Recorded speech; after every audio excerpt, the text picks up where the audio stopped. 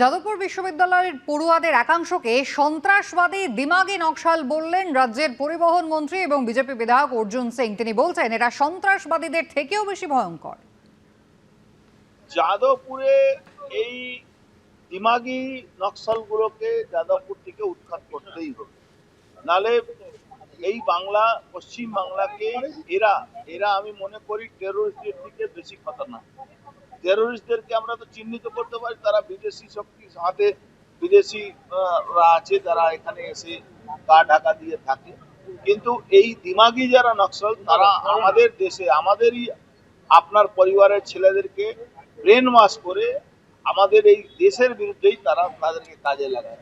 এই জন্য আমাদের ওয়ান পয়েন্ট এজেন্ডা দিমাগি নকশাল যারা আছে তাদের উপরে টার্গেট করে তাদেরকে সমাজ থেকে বিচ্ছিন্ন করা।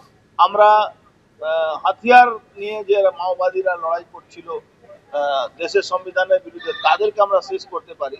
তো এই দিমাগি মানসিকতা নকশাল মাওবাদীদেরকে শেষ করতে কত সময় লাগে। রাজ্যে আরেক মন্ত্রী দিলীপ ঘোষ আগেও হুঁশিয়ারি দিয়েছিলেন, গতকাল ফের বললেন দরকার হলে পুরো সার্জিক্যাল স্ট্রাইক হবে যাদবপুর বিশ্ববিদ্যালয়। সার্জিক্যাল স্ট্রাইক চলছে, তো দরকার হলে পুরো সার্জিক্যাল স্ট্রাইক হবে। কোনো দেশদ্রোহী আর সমাজ বিরোধীকে আমরা ওই রকম শিক্ষাঙ্গনে দাদাগিরি করতে দেবো না। তো সংঘর্ষ হবেই যে কোনো পরিবর্তনে। যদি মহাভারতের যুদ্ধ থেকে ভগবান শ্রীকৃষ্ণ পিছিয়ে যেতেন তাহলে ধর্মরাজ্য প্রতিষ্ঠা হতো না। তো ধর্মরাজ্য প্রতিষ্ঠা হবে এখানে। যার অসুবিধা হচ্ছে সে নিজেকে ঠিক করুক।